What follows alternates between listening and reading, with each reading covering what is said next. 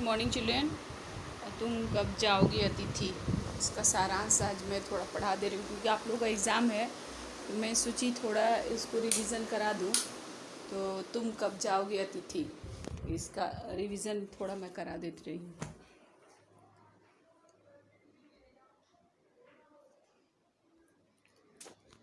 शरद जोशी ने लिखा है। हिंदी के सुप्रसिद्ध व्यंग्यकार शरद जोशी का जन्म 21 मई 1931 को हुआ था। 1931 को उज्जैन मध्य प्रदेश में हुआ था। शरद जोशी जो है मध्य प्रदेश सरकार के सूचना प्रकाशन विभाग में काम किए, लेकिन अपनी लेखन के कारण उनको लिखने में मन था, इसलिए उन्होंने क्या किया, सरकारी नौकरी छोड़ दिया, लेखन को ही पूरा तरह से लेखन को अपना लिया। इंदौर में रहते हुए समाचार पत्रों रेडियो के लिए, मैंने इंदौर में रहते थे, समाचार पत्र रेडियो के लिए लेखन का काम किए। इस व्यंग्यात्मक मतलब इसमें न अतिथि के ऊपर व्यंग्य दिया है कि कोई भी अतिथि, कोई भी लोग जो है बिना बोले किसी के घर चले आते हैं और अनचाहा अतिथि बनकर चले आते हैं और जाने का नाम नहीं लेते हैं। तो इस व्यंग्यात्मक लेख के माध्यम से प्रचलित अतिथि देवो भव पर प्रश्न उठाते हुए ऐसे अतिथियों माने इस प्रकार के अतिथि पर व्यंग किया गया है जो एक तो बिना सूचना दिए, माने उस प्रकार के अतिथि जो बिना सूचना दिए चले आते हैं और फिर जाने का नाम नहीं लेते। लेखक इस प्रकार मानते हैं कि देवता और अतिथि में अंतर होता है। माने देवता है, पूजा की जाता है, अतिथि आके रहते हैं, इसलिए देवता अतिथि कभी भी देवता नहीं हो सकता है। देवता क्योंकि देवता क्या है, दर्शन देकर लौट जाते हैं। देवता आते हैं, चले जाते हैं, किसी पर्व त्योहार में आते हैं, दर्शन देकर लौट जाते हैं, उसी में उनका देवत्व माने तभी वो देव के रूप में रहते हैं। अतिथि को भी अपना देवत्व पहचानना चाहिए, माने अतिथि को भी अपने आप को देवता समझना चाहिए और किसी के घर अधिक दिनों तक, माने अतिथि को किसी के घर भी अधिक दिन तक नहीं ठहरना चाहिए। इसी में क्या है, अतिथि की शोभा है। लेखक इस प्रकार का विचार प्रकट करने को विवश है।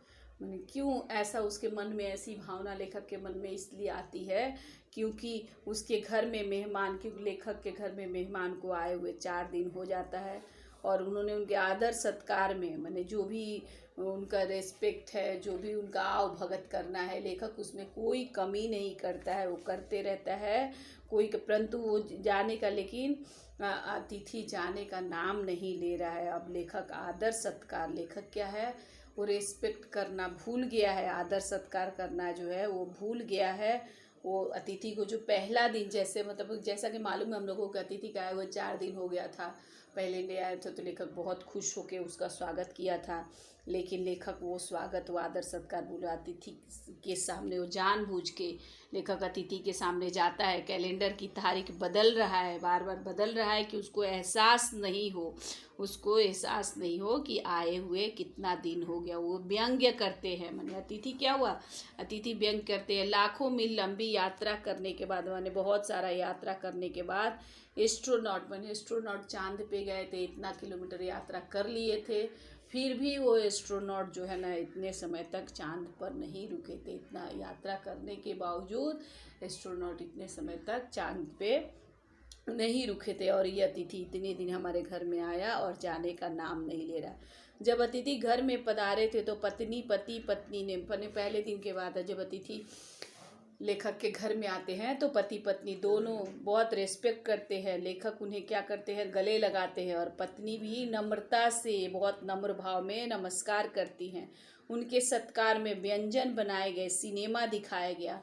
अतिथि के सत्कार में बहुत सारे व्यंजन बनाए जाते हैं, अतिथि को पिक्चर दिखाया जाता है। इस उत्साह और मेहमान नवाजी में एक आशा थी। क्यों, उनको ये सोच रहे हैं जब अतिथि आ रहे हैं तो उनका हृदय, लेखक का हृदय अज्ञात आशंका से धड़क रहा था, अंदर ही अंदर लग रहा था कि उसको पैसे खर्च करने पड़ेंगे। उसके बावजूद जो है लेखक खुश होकर स्वागत किया था, गले मिला था, पत्नी भी सादर नमस्ते की थी और इन लोग के सम्मान में बोल रहा है, अतिथि को बोल रहा है कि हमने रात के भोजन को, मैंने रात में जो भोजन बनाया था हाई क्लास के डिनर में बदल दिया था, तुम्हें स्मरण होगा। मैंने वो लोग क्या किया था, 2 सब्जी बनाया था, रायता बनाया था, उसके अलावा उन लोग मीठा भी बनाया था। इस सारे मैंने इतना सारा करने में एक ही उम्मीद थी, एक ही आशा थी कि दूसरे दिन क्या है किसी रेल के शानदार मेहमान नवाजी की छाप माने अपने मन से वो किसी तरह वो चला जाएगा और विदाई का समय आ जाएगा। वो रुकने के लिए आग्रह करेगा मगर नहीं मानेगा, एक अतिथि के अच्छे अतिथि की तरह चला जाएगा। लेकिन क्या है, ऐसा नहीं हुआ। दूसरे दिन भी अतिथि क्या हुआ, खुश होके मुस्कुराते हुए घर में रहा। लेखक अपना दुख पी लिया और प्रसन्न बना रहा।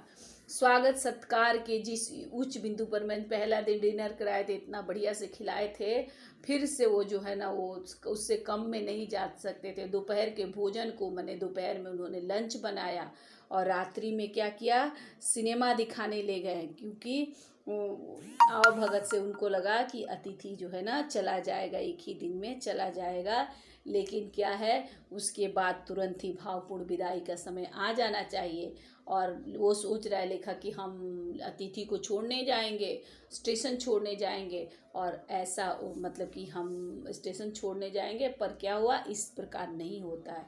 इस तरह अतिथि तुम कब जाओगे अतिथि में शरद जोशी ने व्यंग्य किया है। वैसे लोगों को व्यंग्य किया है कि जो लोग अनचाहा अतिथि बनकर किसी के घर में चले आते हैं और ज़बरदस्ती का मेहमान नवाजी वो लोग लेते रहते हैं, ज़बरदस्ती का जाना चाहते हैं।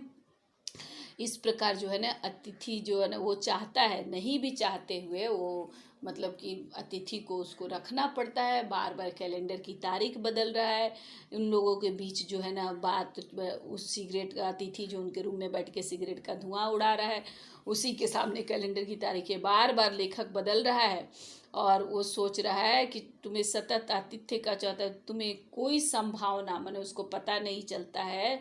लाखों मील लंबी यात्रा करने के बाद माने बहुत ज़्यादा यात्रा करने के बाद दोनों एस्ट्रोनॉट माने वो जो चांद पर जाने वाले नहीं रुके थे।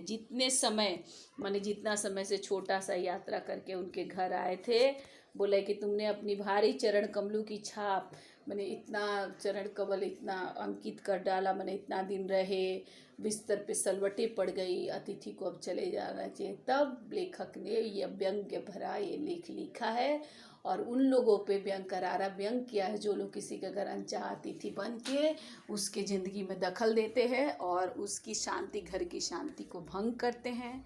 इस प्रकार यहाँ आज यहीं तक, और इसके बाद मैं कल पढ़ाऊँगी बेटा। धन्यवाद बेटा, खुश रहिए, स्वस्थ रहिए, घर में रहिए और अच्छे से पढ़ाई कीजिए।